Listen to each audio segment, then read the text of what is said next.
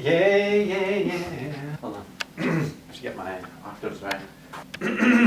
What's a good song to get your octave right? Oh, what am I asking you? You're not a good singer. Who should I ask? I'm a good singer. I'll ask me. What's a good song? How about Mommy made me munch my M&Ms. Mommy made me munch my M&Ms. Well, I don't like gimmicks, as you know, so therefore, let me just give you my 2 cents when it comes to chart reviews.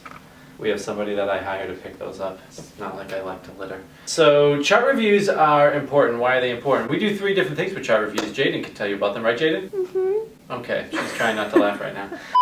3 different things that we like to do. Number 1, we like to check through for the compliance side of if your notes are actually going to survive an insurance audit or not. So what are the key phrases that you need in your history, in your physical, and your medical decision making to legitimize what level, especially if it's an E&M that you're billing out, or even for procedures or surgeries to make sure that you're hitting the medical necessity requirements. So that way you just make sure that you don't get hit with a nasty audit or that you don't have to end up paying money back. And then we'll have another video about what insurance audit actually does to you. It's not as scary as you think unless you're actually committing fraud, which is intent. So from a compliance perspective, you just want to make sure we look into everything, see if you are actually meeting the insurance requirements, and give you the input on what key phrases they want. So for instance, they don't like to see at the bedside. They like to see the phrase face to face. So if you write at the bedside, it doesn't count, even though obviously you're with the patient face to face. They want to see you face to face. So you want to make sure to put that in there. But in addition to that, for when you're billing at the right level, so we often see about 70% of our clinicians bill on the E&M side too low of a level. Regardless if it's in the inpatient setting, the SNF setting, the ALF setting, the home setting, the outpatient setting, about 70% underbill. And that's because they've either been through an audit before or they think what they're doing is routine and they just bill out moderate levels for everything, even though they don't, because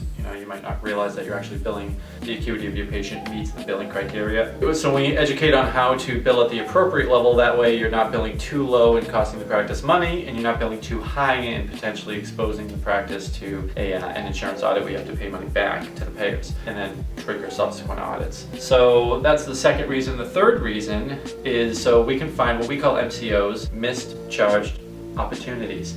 So mischarge opportunities is when you're performing services but you don't realize they're actually separately billable. So certain services are not included in your E&Ms, such as, I don't know, when you're in the outpatient setting and you're cleaning out the ears, if you're trimming the nails for diabetic patients, toenails, things like that. So mischarge opportunities end up leading to new revenue streams, so then all of a sudden you can educate people. One of the biggest ones too is prolonged care, whether it's direct face-to-face or indirect prolonged care. Lots of great ways to build new revenue streams to your practice. So chart audits and the review process can give you all 3 of these things, and it's always a way to improve your practice on the financial side and on the compliance side. So you have less money going out due to audits and more money coming in due to billing correctly and accurately. So thank you very much. We'll check you on the next one.